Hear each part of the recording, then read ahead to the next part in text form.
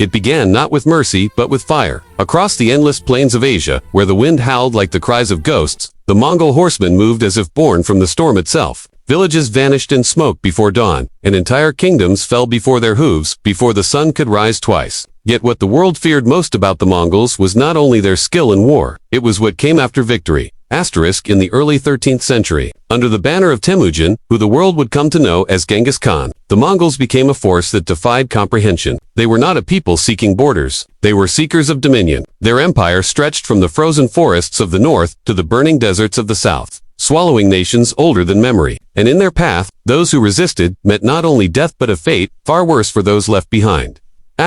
When a Mongol army approached, its shadow arrived long before the men. Scouts spread terror by stories alone of cities turned to dust, of princes boiled alive, and of women whose beauty became both a blessing and a curse. The Mongols believed in total war. To them, defeat was not simply a loss of territory, it was the destruction of a people's identity, pride, and bloodline. The chronicles of Persian, Chinese, and Russian historians all tell of what came after the Mongols won a city. The gates would fall, and the slaughter would begin, not as madness, but as ritual. Men who had fought were executed. Sometimes, entire male populations were exterminated to prevent rebellion. And then came the fate of the women's wives, daughters, and widows of the defeated. Their lives were decided in the aftermath of conquest.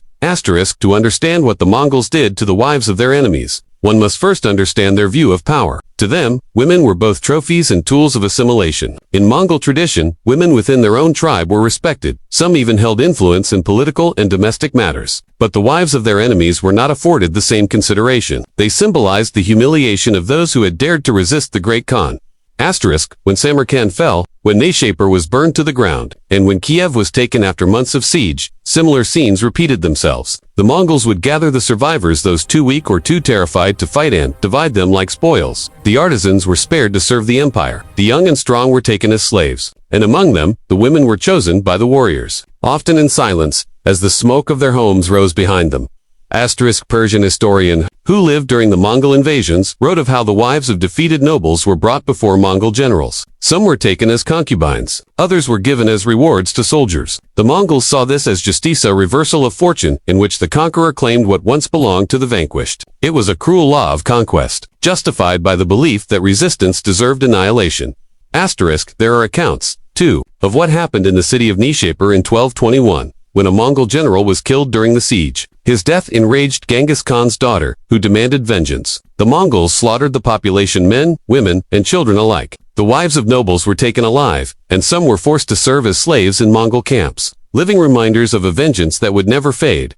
In their eyes, the act was not savagery but order. The Mongols did not see themselves as cruel, they saw themselves as instruments of destiny. They believed that those who opposed the will of the Khan were not simply enemies. They were rebels against the eternal sky itself. Thus, whatever was done to their families was not seen as immoral. It was divine punishment. The stories spread faster than the armies themselves. In the markets of Bukhara, travelers whispered of what had happened to the wives of the Khwarezmian nobles after their empire fell. Some were taken as concubines by Mongol commanders. Others were forced into marriage with low-ranking soldiers, a deliberate humiliation meant to erase noble bloodlines. Entire dynasties were broken, not only by the sword but by the mingling of blood and the destruction of lineage. One chronicler described how the women of conquered lands were paraded before Mongol officers like cattle. The youngest and most beautiful were chosen first. Some were sold to merchants following the army, sent eastward to be traded in the markets of Karakoram or Sam. Others were kept as spoils for the soldiers who had shed the most blood. The Mongols had a system for everything. Even for this, after victory, a census of survivors was often taken. Men capable of bearing arms were executed, while women were divided among the ranks, according to merit. It was said that the Khan himself could claim any woman he desired from the conquered lands. The wives of kings, sultans, and generals became symbols of Mongol supremacy, forced to bear children who would one day serve the empire that had destroyed their fathers. Thrones yet not all were doomed to misery. Some, through cunning or circumstance, rose within Mongol society. Genghis Khan himself took women from conquered tribes and treated some of them with honor, elevating their sons to positions of power. But for most, the story ended in silence. Their names vanished, their lives recorded only as numbers in chronicles that spoke more of victories than of human suffering. There are whispers of one woman, the wife of a Khwarezmian prince, who is said to have taken her own life rather than be taken by the Mongols. Another tale tells of a noblewoman who poisoned a Mongol officer in his sleep, only to be flayed alive when discovered. Such stories were rare but spread widely. for they offered a flicker of defiance in a world ruled by fear. Asterisk, the Mongol conquests were not random acts of cruelty, they were calculated demonstrations of terror. By destroying the wives and families of their enemies, the Mongols ensured that rebellion would never rise again. A kingdom without heirs, without pride, without women to remember its dead, was a kingdom erased from history. Asterisk, even in the later years, when the Mongols ruled over Persia, China, and parts of Russia, their policy remained the same. Mercy was a privilege earned only through surrender. Resistance meant extinction, and the wives of the defeated bore the heaviest burden, their fates woven into the empire's relentless expansion.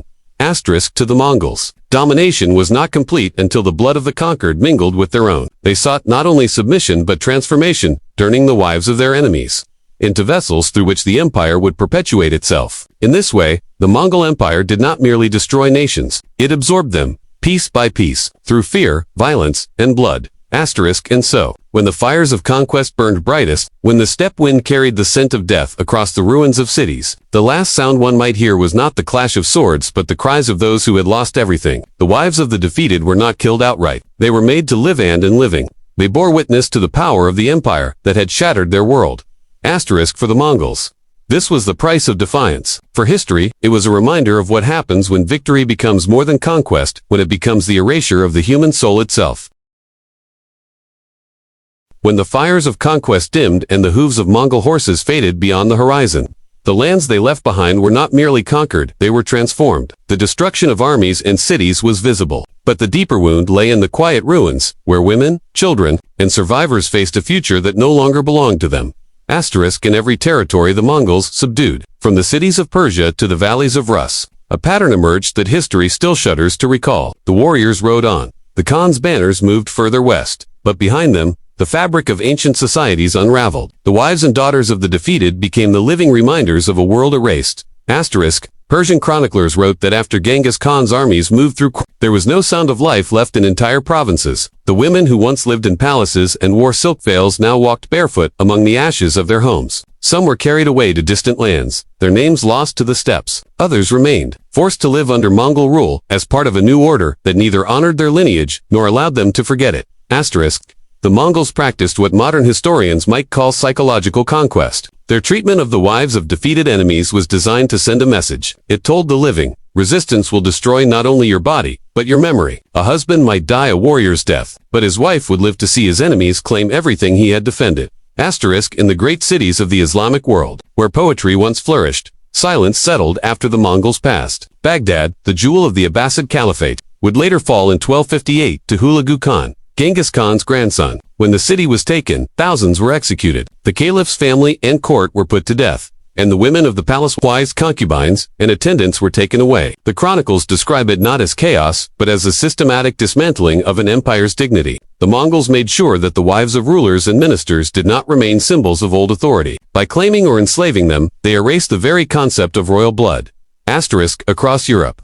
As the Mongol advance reached the edges of Poland and Hungary, rumors spread faster than the armies themselves. Refugees told stories of what had happened to the families of princes and generals in the east. Many of these tales were exaggerated by fear, but their essence was truth. The Mongols had turned conquest into a total act of domination. When a nobleman resisted, he lost not only his throne but his family's honor. Asterisk, in Rus. After the fall of Ryazan and Vladimir, entire generations were wiped out. The chronicles of the time describe how the Mongols treated the women of noble houses as spoils of war, not for pleasure, but as proof that resistance was futile. Some were forced into service as attendants to Mongol officers. Others were relocated, taken across the steppes where their names and origins disappeared. Asterisk, there were exceptions, rare but notable. Occasionally, a woman of remarkable intelligence or beauty could influence her captors. History records that Mongol leaders, including Genghis Khan himself, sometimes took women from conquered tribes as wives or secondary consorts, giving them real authority within their households. The Mongol Empire, despite its cruelty, respected strength, yet this respect did not lessen the suffering of the thousands of women who were taken against their will, stripped of identity, and absorbed into a vast empire that called itself chosen by the eternal blue sky.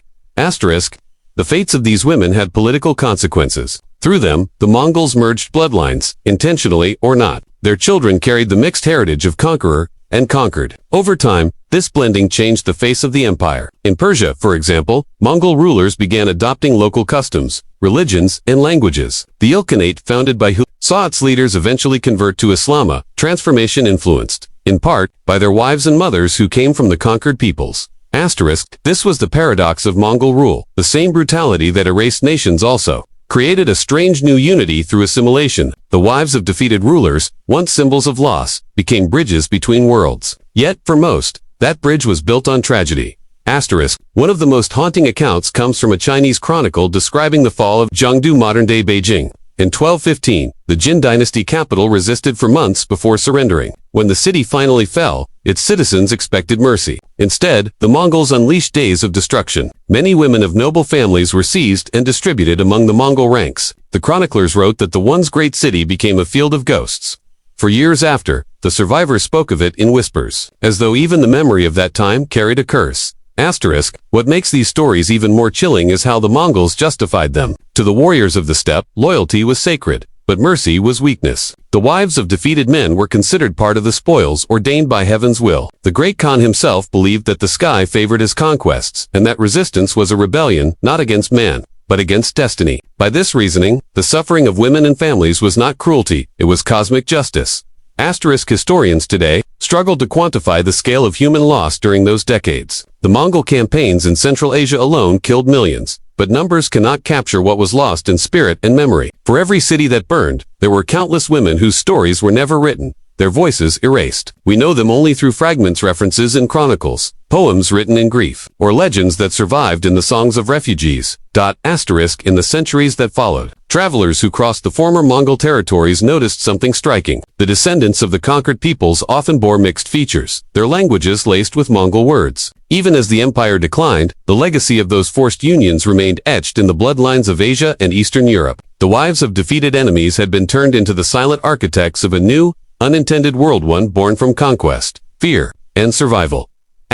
But history has a cruel balance. The same empire that imposed such terror would one day face its own disintegration, torn by internal divisions and the very diversity it had created. When Mongol Khanades fought among themselves, the pattern repeated. Cities burned, families were destroyed, and women once again paid the price of men's wars. The wheel of violence turned endlessly, consuming conqueror and conquered alike. By the late 14th century, the Mongol Empire was no longer a unified force. Its descendants ruled fragmented khanates from China to the Black Sea. The grandsons of Genghis Khan spoke many tongues and followed many gods. Yet wherever they went, the memory of their ancestors' conquests remained a warning written in ash and silence.